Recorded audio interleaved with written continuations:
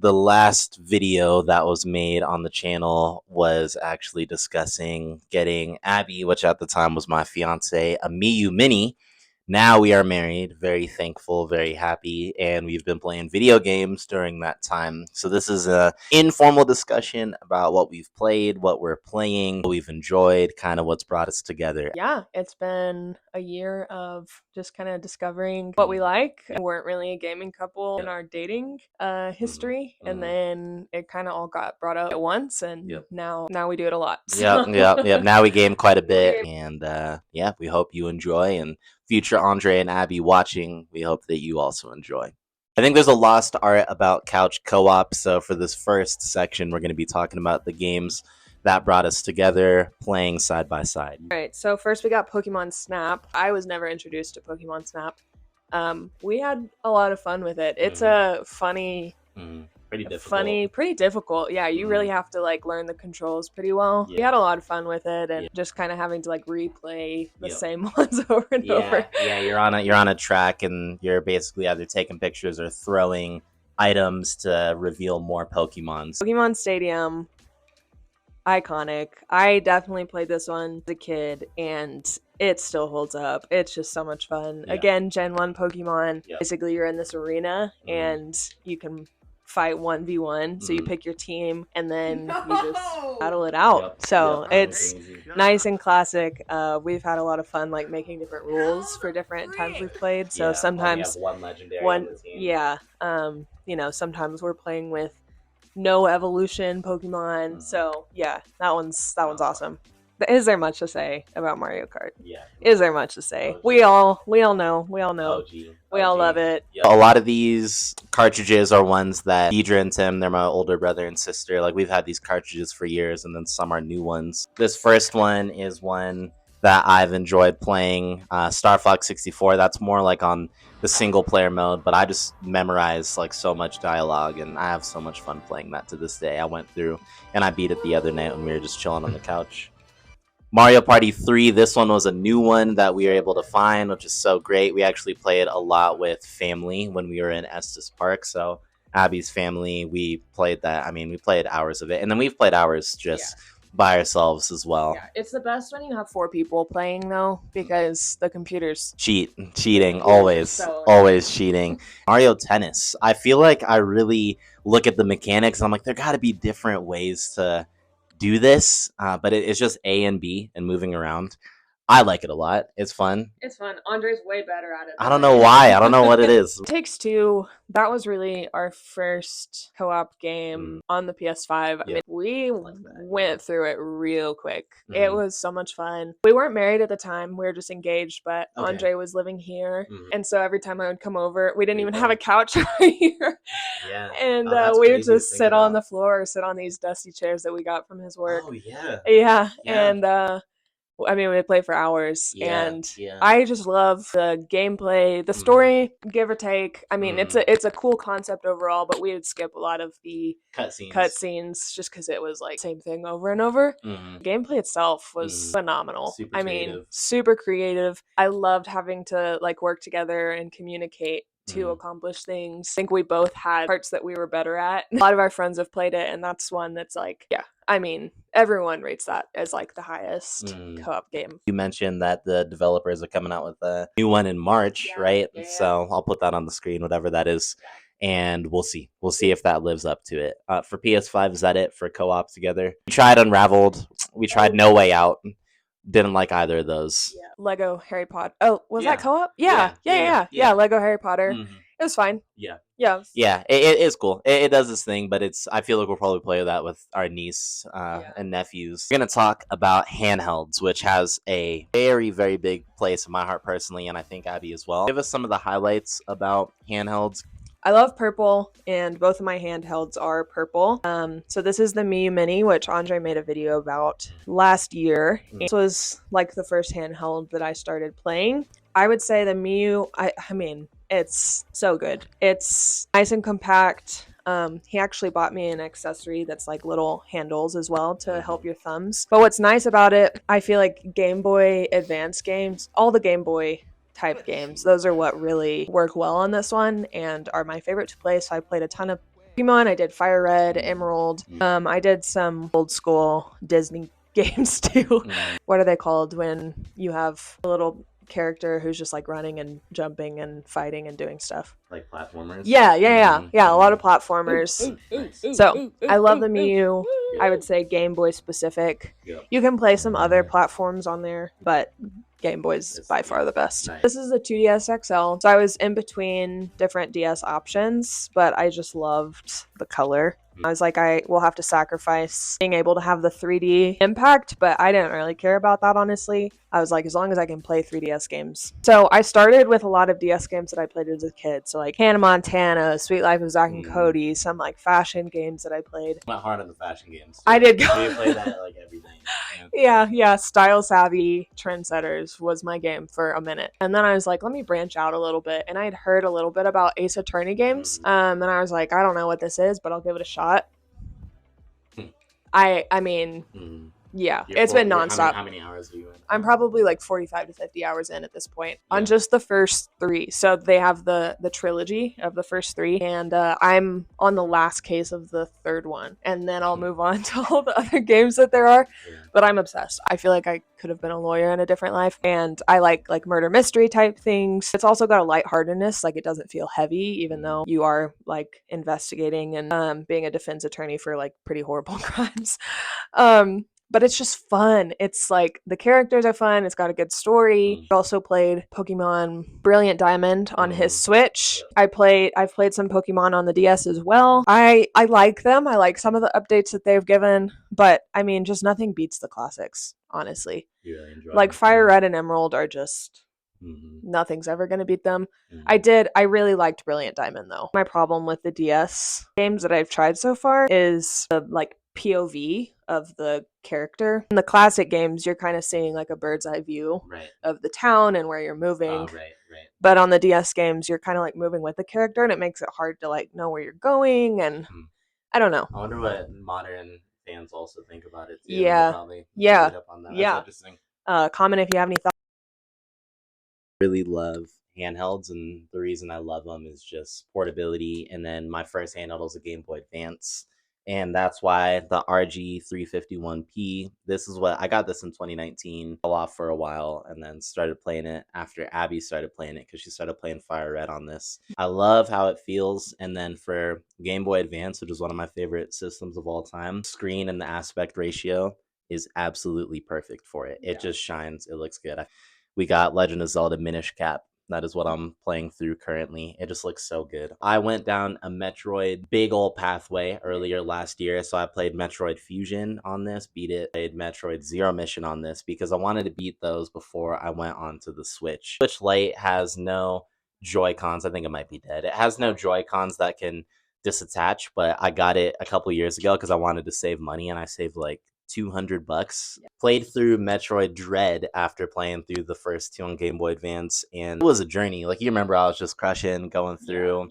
I feel like I might have looked up only one thing. I love to take pride in only looking up like under 5 things. Absolutely phenomenal. I was really excited to pick up a PS Vita. Facebook Marketplace has been phenomenal. Got the Vita, got the PS2, and got the PS5 off of Facebook Marketplace. I ended up finding a wonderful game called Bastion, which I started playing when we were visiting our family, and we were landing in Denver, and I had a couple different games I wanted to try, and I was like, let me just see what this one is about. Blew my mind. Super awesome. You're just a little sprite. It's narrated, and you're kind of going all around. You're trying to understand the story. It's post-apocalyptic. You can do these combinations of weapons. It was just awesome. Also, Guacamelee was phenomenal. I played that when we were in Estes, and it was like taking up my free time. When I would cook and things are in the oven, I would play Guacamelee. Once again, another Metroidvania. People say it might be, might not be. Whatever it was, awesome fighting mechanics, super funny, a lot of video game references, and just an incredible time. So I want to talk about getting the PS5 on Facebook Marketplace. Story short, I'm scouring on, I see a listing. On this listing, I'm a little bit suspicious because it says PS5 new and in box. Facebook Marketplace, that's weird. I found the lady's profile. She looks like a normal lady, and I think my inhibitors were down. I contacted them like, why do you have this? Why are you selling it? She got hacked. People ordered 1 PS5 and 2 Nintendo Switches, and on her credit card, but mailed it to her.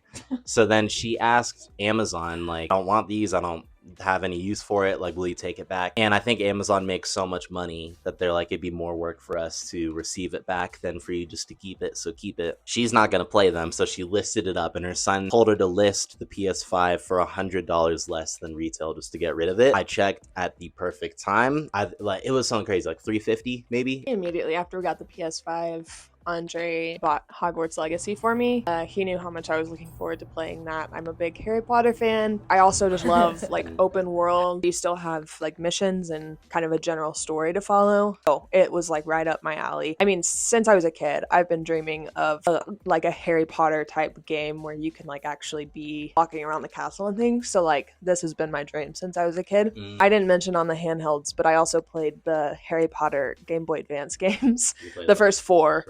And so like going from those to Hogwarts Legacy was wild. Hogwarts Legacy is just phenomenal. Great world building. I mean, it literally feels like you're there, feels like you're in the movies. I do like that they kept the story separate from Harry Potter. It was set 100 years before Harry Potter. And I just like that because it felt new. It felt like a story, you know, it's a story I didn't know. Got to make my own character. It's like a new type of magic, but you're still like learning all the spells that you like hear in all the movies and reading the books. I loved exploring the world. It's a huge map. When I finished that, I got Call of the Sea is what it's called. That one's a really interesting one. It's a, what do you call that? Like a first person. And basically this woman who has landed on this island looking for her husband, he went on a mission to find this cure for this disease that she has. Mystery involved in it. It's a puzzle. It's just a huge puzzle basically. I love puzzles.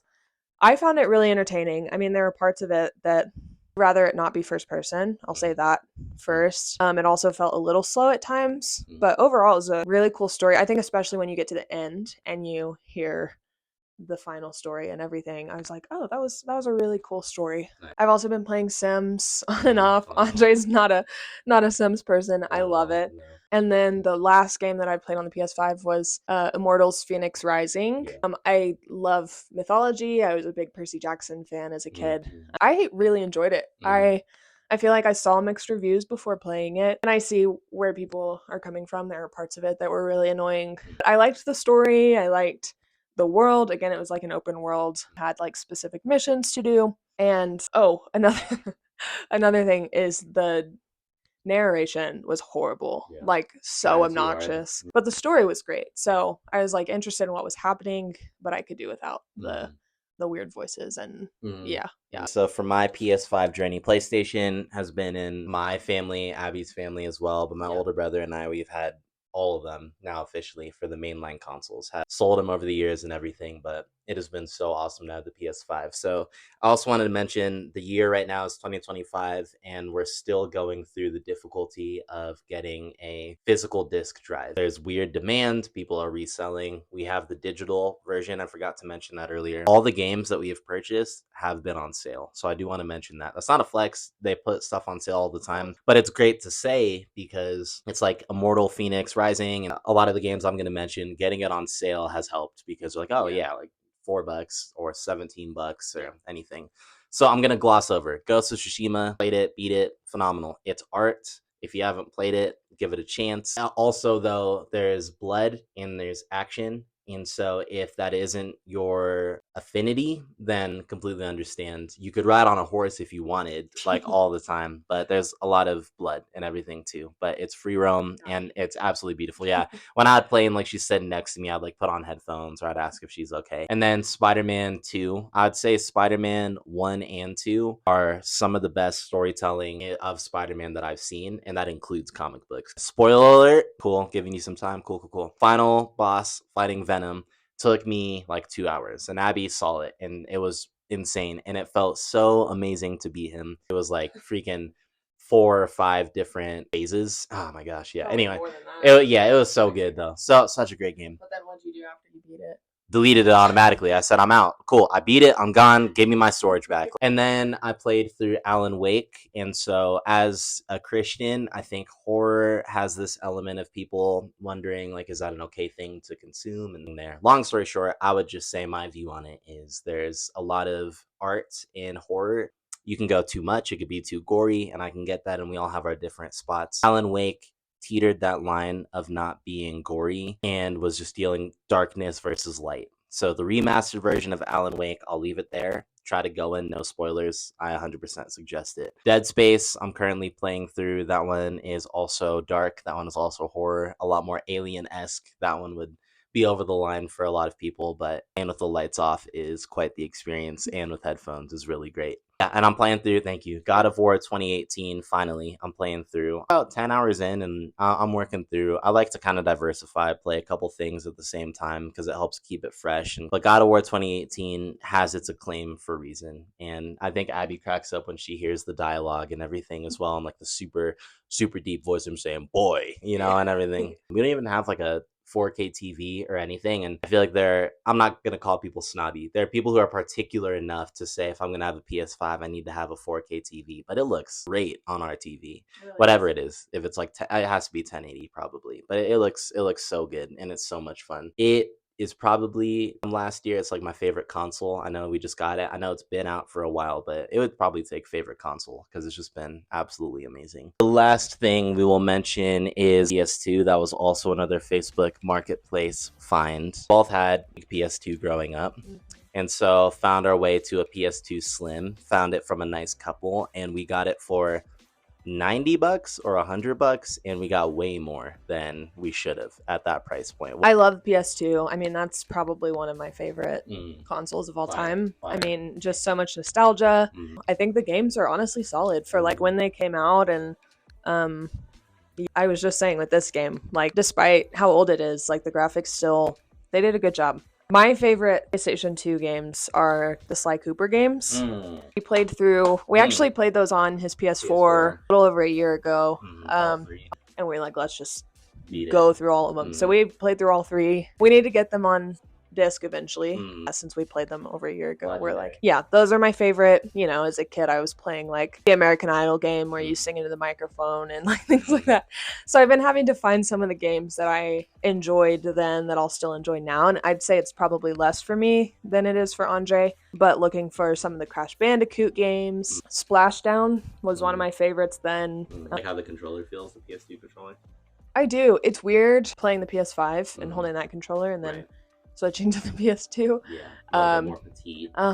Yeah, but it's the Nintendo 64 controller I'm not a fan of. So that makes sense. I do like the PS2 controller a lot more than that. Yeah, I think the best controller of all time is the GameCube one, low-key, but the PS5 is right now, I'd say, for this current generation, the most comfortable. I love the Jack and Daxter series. I love the Ratchet and Clank series. Sly Cooper 2 specifically probably makes my top 10 like games ever. Shadow of Colossus, I'm playing through that currently. Growing up in the early 2000s, being into video games, everybody kind of like in that world holds it to high acclaim, and so I'm currently playing through and not watching walkthroughs on how to do it, and it's infuriating sometimes, and it's also really rewarding to beat a huge colossi and be like, yo, like I got that crap. So that's really fun. NBA Street Volume 2, Tim and I, my older brother, we grew up playing that all the time. And then we also got NFL Street Volume 3, and so my brother-in-law, Abby's brother, we actually played that in Estes quite a bit, and that was like a lot of fun. It's just over the top and it's ridiculous.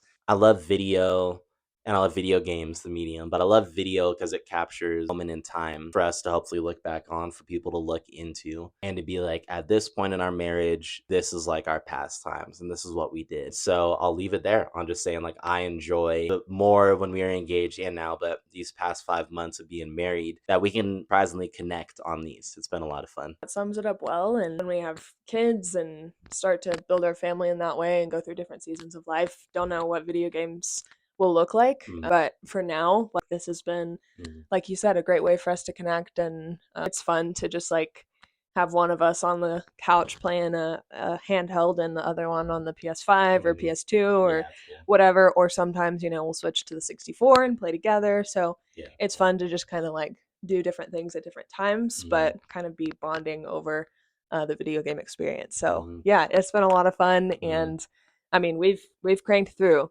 Yeah. Thank you for watching, whoever's watching. Thank you for watching. Appreciate you.